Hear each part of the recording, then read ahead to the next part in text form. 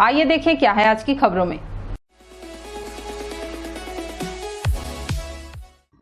अवैध धर्मांतरण पर कार्रवाई करने के बजाय लोगों की आवाज दबाने रासुका लगाए जाने का भाजपा ने प्रदेश सरकार पर आरोप लगाया है। इसके साथ ही सोमवार को शहर के सुभाष चौक पर भाजपाइयों ने धरना भी दिया। इस दौरान रामपुर विधायक ननकीराम कंवर, भाजपा नेता व पूर्व विधायक लखनलाल देवांगन, पूर्व विधायक रामदयाल उइके, नगर निगम नेता प्रतिपक्ष हितानंद अग्रवाल, श्यामलाल मरावी, पार्षद रितु चौरसिया, नरेंद्र देवांगन, जिला अध्यक्ष डॉक्टर राजीव सिंह, टिकेश्वर राठिया, अजय विश्वकर्मा, मनोज मिश्रा, मंजू सिंह, उमा भारती शराफ, संजय शर्मा, लकी नंदा, वैशाली रत्न पारखी ने प्रदेश सरकार की कार्यशैली पर सवाल उठाए। छत्तीसगढ़ के राज्यपाल के नाम से कोतवाली निरीक्षक रूपक शर्मा को सौंपे ज्ञापन में संवैधानिक दायित्वों से उलट पक्षपात व द्वेषवश कार्रवाई किए जाने का भी प्रदेश सरकार पर आरोप लगाया है। प्रदेश नेतृत्व के आह्वान पे आज भारतीय जनता पार्टी छत्तीसगढ़ के हर एक जिले में जो एक भूपेश बघेल ने नया रासुका राष्ट्रीय सुरक्षा अधिनियम कानून लाया है, इस कानून के विरोध में भारतीय जनता पार्टी अपना यह एक दिवसीय धरना प्रदर्शन का कार्यक्रम रखी है। और इस धरना प्रदर्शन के बाद कलेक्टर के द्वारा या कलेक्टर के होते हुए हमारा एक ज्ञापन राज्यपाल जी को, महामहिम राज्यपाल जी को सौंपा जाएगा। साथियों, बड़े ही दुख की बात है कि अपने छत्तीसगढ़ प्रदेश में चारों तरफ जो भी आदिवासी क्षेत्र है वहाँ पे धर्मांतरण या मतांतरण का मुद्दा पूरी तरीके से गहराता हुआ जा रहा है। कुछ दिन पूर्व ही नारायणपुर में एक घटना घटी थी जिसका आप सभी को अच्छे से पता है, और उसमें वहाँ के सुकमा के एसपी के सूचना के बाद भी या बस्तर के कमिश्नर के सूचना के बाद भी भूपेश बघेल की कांग्रेस की सरकार के कान में जू तक नहीं रहेगा। वहाँ जब धर्मांतरण का मुद्दा काफ़ी गहराता गया और हमारे आदिवासी भाइयों बहनों ने उसका विरोध किया तो उन पर लाठीचार्ज करते हुए यहाँ तक कि हमारे भारतीय जनता पार्टी के हमारे वहाँ के अध्यक्ष तक को जेल में डाल दिया गया। और साथ ही साथ एक ऐसा खेल रचा गया कि उन्होंने यह रासुका कानून 1 जनवरी से लेकर 31 मार्च तक करीब 31 जिलों में छत्तीसगढ़ के यह कानून ला करके लोगों के मन में भय पैदा करना, लोगों के जनता के अधिकारों का हनन करना, या मैं दूसरे शब्दों में कहूँगा कि अघोषित आपातकाल की घोषणा करना छत्तीसगढ़ में, यह कार्य भूपेश बघेल की सरकार कर रही है। यह कानून एक ऐसा कानून है जिसके तहत वह किसी भी व्यक्ति को, चाहे वो आप मीडिया पर्सन हो, चाहे वो एक राजनीतिक व्यक्ति हो, चाहे वह एक आम जनता हो जो इन चीज़ों का विरोध कर रहा हो, उसे कभी भी वह जेल में डाल सकती है। 3 महीने के लिए जेल में डाल सकती है, उसको बढ़ाते बढ़ाते 1 साल तक वह जेल में डालेगी बिना कारण बताए हुए, और आप उसकी जमानत भी नहीं ले सकते हैं। तो कुल मिलाकर के मैं कहूँगा कि लोगों को डरा धमका करके यह भूपेश सरकार जो है यह शासन करना चाहती है, या तो दूसरे शब्दों में इनका जो है छत्तीसगढ़ प्रदेश में कानून व्यवस्था जो है वह ठप पड़ गई है और वह छत्तीसगढ़ प्रदेश को संभाल नहीं पा रही है। नमस्ते कोरबा न्यूज के लिए संतोष अग्रवाल के साथ रामकुमार यादव की रिपोर्ट।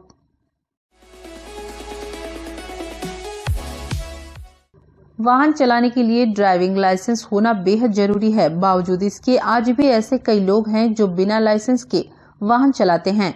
ऐसे लोगों में एक बड़ी संख्या महाविद्यालयीन छात्रों की है जो 18 वर्ष की उम्र पार कर चुके हैं, लेकिन बिना लाइसेंस के ही वाहन चला रहे हैं। लिहाजा कॉलेज प्रबंधन के आग्रह पर पीजी कॉलेज कोरबा में ड्राइविंग लाइसेंस शिविर का आयोजन किया गया। इस शिविर में परिवहन विभाग के अधिकारी और कर्मचारी मौजूद रहे, जिन्होंने छात्रों का लाइसेंस बनाने की प्रक्रिया शुरू की और कई छात्रों को मौके पर ही लर्निंग लाइसेंस प्रदान किया। शिविर में लाइसेंस बनवाने को लेकर छात्रों में काफी उत्साह देखने को मिला। करीब 100 की संख्या में छात्रों ने अपना लाइसेंस बनवाने आवेदन दिया। कैंप लगाने के पीछे उद्देश्य यही है कि सर ने जैसा बताया कि इन्होंने अपने यहाँ जब पता किए तो बहुत सारे बच्चे स्टूडेंट जो है जो 18-19 के आसपास है उनका लाइसेंस नहीं होता, तो उन्होंने रिक्वेस्ट किया, तो रिक्वेस्ट के बिहाफ में कलेक्टर साहब के परमिशन से और उनके निर्देशन अनुसार यहाँ कैंप लगाया गया कि ज़्यादा से ज़्यादा हो सके बच्चों का यहाँ अपना लर्निंग प्रोवाइड करा के दिया जा सके आरटीओ के द्वारा। उत्साह तो बहुत ज़्यादा है, मतलब अभी तक आप देखेंगे कि 70 से अधिक बच्चों ने यहाँ लर्निंग लाइसेंस प्राप्त कर लिया है। आगे भी कैंप जारी रहेगा? हाँ, आगे भी जारी रहेगा। कोशिश तो यही रहेगी कि सर जारी रहे और जितने ज़्यादा हो सके लाभान्वित हो पाए। इसके लिए तो चर्चा करके अपन जो कोशिश करेंगे कि जरूर लगे और ज़्यादा से ज़्यादा लोग लाभान्वित हो इससे। देखिए, इसके पीछे जो उद्देश्य है कि बहुत सारे बच्चों का जो 18 साल से जिनकी उम्र ज़्यादा है उन लोग का जो लाइसेंस नहीं बना था, उसके लिए जिला प्रशासन और जिला परिवहन कार्यालय की तरफ से ये अभियान चलाया गया है और आज ये हमारे महाविद्यालय में लगा है और इससे निश्चित रूप से जो छात्र छात्राएँ हैं उनमें एक जागरूकता भी आएगी कि महाविद्यालय में आकर आरटीओ ऑफिस से लाइसेंस बनाया गया और सभी छात्र उससे लाभान्वित भी हुए। और जैसा आप लोग देख रहे हैं इतनी भीड़ है यहाँ पे, बच्चे बहुत उत्सुक हैं इसको बनवाने के लिए, तो मैं जिला प्रशासन का और जिला परिवहन कार्यालय का, जिला परिवहन अधिकारी का, महाविद्यालय परिवार की तरफ से बहुत बहुत आभार व्यक्त करता हूँ। नमस्ते कोरबा न्यूज के लिए अजय अग्रवाल के साथ आलोक यादव की रिपोर्ट।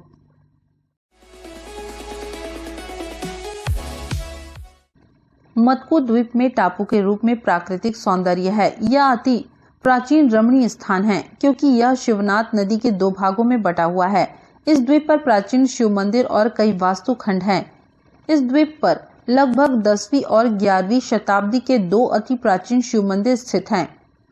कार्यक्रम में बिलासपुर सहित विभिन्न इकाई कोरबा, भिलाई, रायपुर, जगदलपुर से लगभग 95 सदस्यों ने भाग लिया। लगभग 9.5 किलोमीटर का ट्रैक कवर किया गया। कार्यक्रम में ट्रैकिंग, प्राकृतिक खेती करने की प्रक्रिया, वर्मी कंपोस्ट बनाना, स्वादिष्ट नाश्ता, दोपहर का भोजन, शाम की चाय और नाश्ता, नौका विहार, मत्कू द्वीप में मंदिरों का दौरा, सुआ नृत्य के बाद प्रमाण पत्र वितरण शामिल था। कार्यक्रम को सफल बनाने के लिए बिलासपुर यूनिट की टीम के सदस्य शैलेश शुक्ला, भास्कर चौरसिया, मंसूर खान, सत्यभामा, CDR संदीप मुरारका, यश मिश्रा व समीर अहमद शामिल रहे। कार्यक्रम में उपस्थित अन्य राज्य अधिकारियों में संदीप सेठ, के सुब्रमण्यम, सतीश शुक्ला, राहुल गुप्ता, DB सुब्बा, शैलेंद्र नामदेव और मनोज मिश्रा शामिल थे। प्रदेश अध्यक्ष सुनील विश्नोई ने सफल कार्यक्रम संपन्न होने पर टीम को बधाई दी।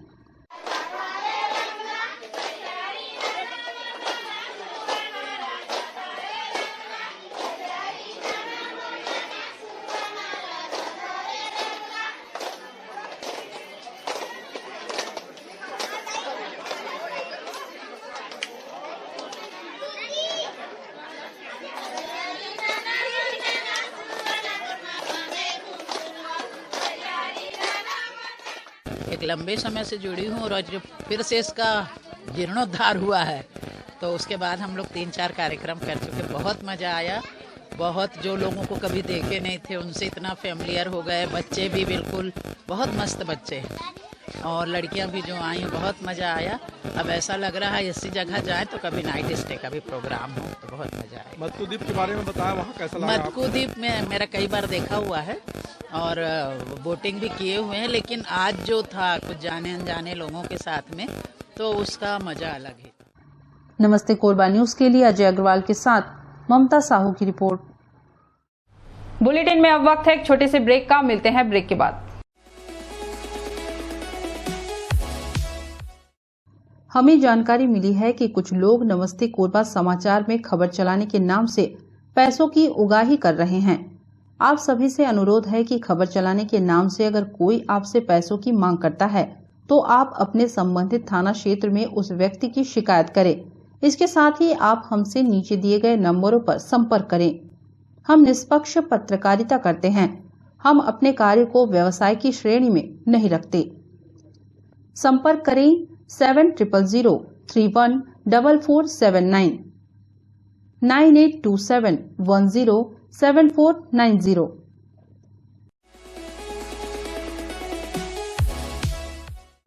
कोरबा के ट्रांसपोर्ट नगर टीवीएस शोरूम के पीछे एसबीआई बैंक के पास इंदिरा विहार में लोग उस वक्त दहशत में आ गए जब एक ट्रक ने 5 बड़ी गाड़ियों को तथा 6 छोटी गाड़ियों को टक्कर मार दी।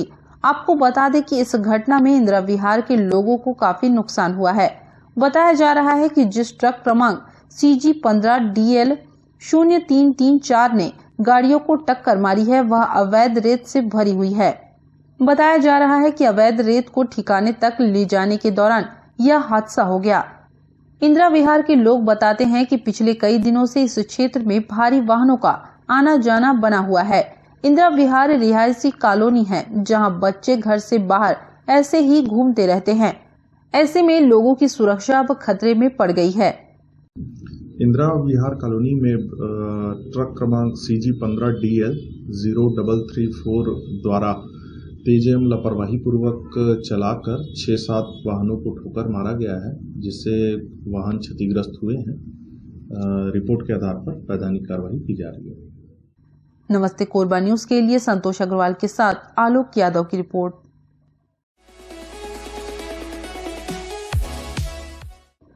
उरगा थाना क्षेत्र के ग्राम कुदुरमाल में रहने वाले युवक की संदिग्ध परिस्थितियों में मौत हो गई। मृतक का नाम गजपति सिंह है, जिसे उसके साथियों ने बीती रात बेहोशी की हालत में घर छोड़ा। बताया जा रहा है कि मृतक उरगा के पास बेसुध अवस्था में पड़ा था। पूछताछ के दौरान बात सामने आई है कि मृतक अपने 2 साथी गौरी सिंह और छवि भारद्वाज के साथ शराब पिया था, जिसके बाद उसका पर्स भी गायब है। गजपति की मौत कैसे और किन परिस्थितियों में हुई है यह जांच का विषय है। वहीं गजपति की मौत के बाद उसके साथी भी सामने नहीं आ रहे हैं। कल रात मेरा भाई मेरे को बिना बताए 9 बजे वो बाहर चले गए कहीं घूमने के वास्ते, और उसके बाद 11 बजे वापसी आया तो बेहोशी हालत में उसके दोस्त लोग छोड़े। वो लोग कितने लोग थे? वो लोग मेरे ख्याल से वो लोग 2 लोग थे, ऐसे लगते हैं। 2 लोग ये घूमने गए। आपके भाई के साथ क्या हुआ होगा? मेरे भाई के साथ लगता है कि वो कहीं पर गिर के पड़ा है, ऐसे करके परिजन लोग बताए तो उधर से उठा कर लाए और घर में ला के सुलाए। जब घर में ला के सुलाए आपके भाई को तो क्या जिंदा था? हाँ, उतना समय जिंदा था, वो सांस चल रहा था। बेहोशी हालत में लाए।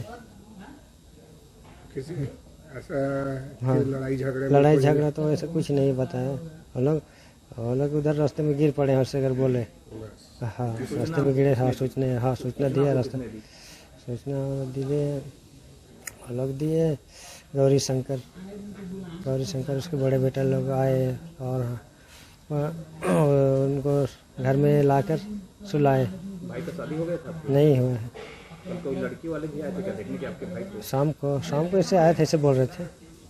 हाँ, शाम को ये हादसा हुआ। उसके बाद ही 9 बजे करीब वो लोग घूमने चले गए। उसके बाद ही उधर से वो लोग कहाँ उधर से घूम कर किधर गिर पड़ के आए। भाई नशा पानी करता है? नशा पानी कर रहा था। हाँ। दुर्गा का ये जो गजपति पाल सिंह है जो फौत हो गया है, कल रात्रि अपने दोस्तों के साथ 3 दोस्त थे तो अपने मोटरसाइकिल सोल्ड में बैठ के कहीं घूमने गए थे। वहाँ से लौट रहे थे तो चौक में रोड किनारे स्वयं अनियंत्रित होकर गिर गया, जिसे उसके दोस्त लोग उठाए और फिर उसके घर लेके छोड़े इलाज करवा करके। और रात में अब वो अभी पता चल रहा है परिजनों के द्वारा कि शराब वराब पीते रहता था और वो बीच बीच में ऐसी नशे में वो सो जाता था, तो अनकॉन्शियस हो गया था वो और होश में नहीं आ रहा था। तो सुबह देखे तो बिल्कुल हिल डुल नहीं रहा था, अच्छे से उठ नहीं रहा था आवाज़ देने पर। तो उसको लेकर के आज इलाज के लिए यहाँ लाए थे। तो अभी मैं गवाहों से पंचानों से पूछताछ किया तो ये जानकारी मिली है कि रात में घटना हुई थी।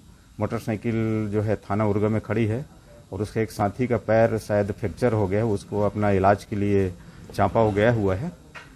और अभी यहाँ भी देखे हैं तो अंदरूनी चोट लगी है उसको, बाहर से उतना ज़्यादा कहीं दिख नहीं रहा है। सिर में, कमर में, पैर में हल्की चोटें दिख रही है और हो ना हो अंदरूनी चोट की वजह से मृत्यु हुई है, ऐसा प्रतीत हो रहा है।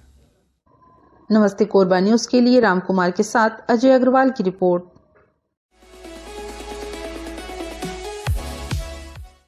कोरबा में सड़क हादसों के दौरान लोगों की मौत होने का सिलसिला थमने का नाम नहीं ले रहा है। कटघोरा मुख्य मार्ग पर बाइक और स्कूटी के मध्य हुए जबरदस्त भिड़ंत में स्कूटी सवार व्यक्ति और उसके 5 वर्षीय मासूम बच्चे की जान चली गई। मृतक ग्राम कुकुदा का निवासी था, जो बाल महोत्सव में शामिल होने कटघोरा के कसनिया क्षेत्र में आया हुआ था। मृतक अपने 5 वर्षीय मृत पुत्र के जन्मदिन के लिए केक लेने कटघोरा गया हुआ था, जहां से वापसी के दौरान हादसा हो गया। दुर्घटना के बाद मौके पर लोगों का हुजूम उमड़ पड़ा और लोगों ने चक्का जाम कर दिया। लोगों के प्रदर्शन को देख प्रशासन की टीम मौके पर पहुंची और प्रदर्शन को समाप्त करवाया। कुगदा का रहने वाला हूं और मेरा भाई कटघोरा क्षेत्र में आया था कसनिया में बिदर खाने के लिए, और उसके बाद बच्चे का बर्थडे था। उसके बाद लेने के लिए केक लेने के लिए जा रहा था कटघोरा। उसके बाद हादसा हो गया। बस के बगल में स्कूटी वाला ओवरटेक किया, उसके बाद एक्सीडेंट हो गया। मेरा भाई उसका बच्चा खत्म हुआ। नमस्ते कोरबा न्यूज के लिए अजय अग्रवाल के साथ रामकुमार यादव की रिपोर्ट। इस बुलेटिन में बस इतना ही। न्यूज अपडेट के लिए जुड़े रहे हमारे YouTube channel, Facebook, Telegram, Instagram, Twitter को सब्सक्राइब, लाइक, कमेंट करना ना भूलें। नमस्कार।